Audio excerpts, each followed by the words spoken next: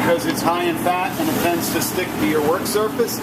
So we use two brushes. One brush is for the egg wash, the other brush is dry, so you can brush off all the excess flour so you don't get a bunch of gunk when you put your egg wash on. Then we egg wash the top, and that's going to give you a beautiful golden brown color, but it also helps us to get the design we're looking for. For the Fleuron, which is the crescent shaped puff pastry we're putting on the blanquette de veau, and for the feuilletines, we put a little hatch mark on top to give you a nice pretty design. And when you use the fork, it happens in a relatively short time. So we egg wash it first. You only take out one piece of puff pastry at a time so the rest stays nice and chilled and the butter doesn't get all softened inside. He's only going to egg wash some of it so we can show you all these different things with one sheet of dough. Then you take a fork, make sure the tines are nice and even, and very lightly scratch on a 45-degree angle. Like so. The slower you go, the worse they come out. So once you start your hand moving, keep it moving, and you'll get a better result than going real slow. You start shaking and it starts coming out all around out.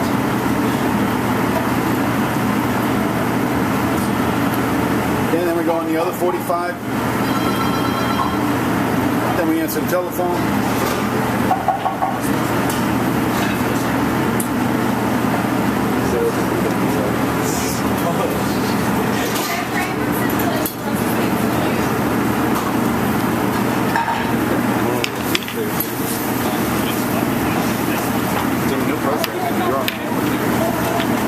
Every time you mess up, that's permanent.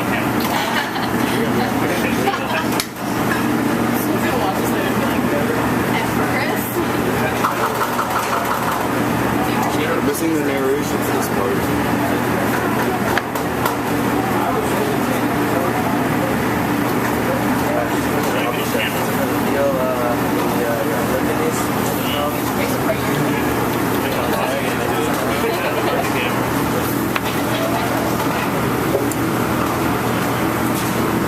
Look at that delicate touch.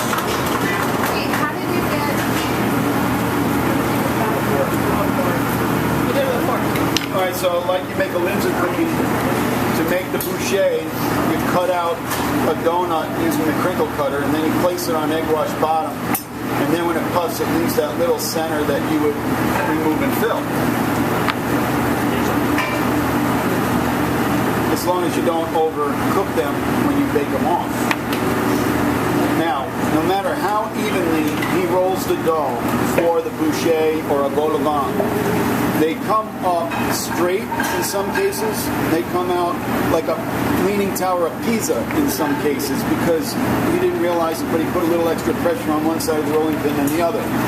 So what we always do when we bake off the boucher or vol au vent is we put little stanchions in the corners of the sheet tray, and we put a rack over the top of the bouchers with the flat side of the rack down. So as that thing starts to teeter off to the side, it hits the rack and straightens itself back up. And you should get 100% nice and straight. But you can't have your rack too high. It's got to be maybe an inch up off the sheet tray. So we just use aluminum foil balls rolled up. Hopefully they're relatively the same size. Alright, cut a crescent, please. You just recut those with the cutter to get your boucher. Okay, cut the boucher and then we'll cut a crescent. Chef, can you like egg wash the bottom, like keep the top and do that and then cut them out? One more time, egg wash the bottom. Like, could you just, instead of cutting them out and putting them, placing them on the egg wash bottom, could you just cut the egg wash bottom and then top and then cutter? Well, you need to cut the center out. Oh, I see, okay.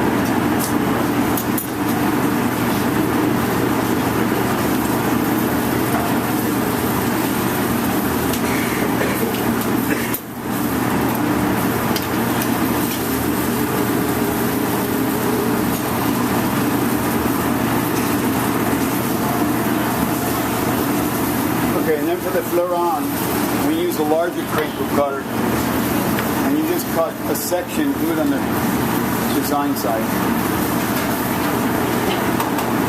And you cut a section out, and then you just cut crescent moon out of it, but if you cut your crescent moon too skinny and then it puffs, you wind up with this really, really skinny crescent.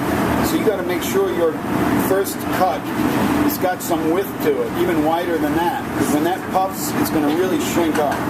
So go like a third thicker than that one. Pretty wide, like a good 1.5 1.25 inches wide. That's a good one right there. So when that one puffs, it's not going to be too skinny. And you'll see that design on top. All right, we got it? And then for the fayetine, we just take the pizza cutter and cut a rectangle out of that design side and cook it like a pillow.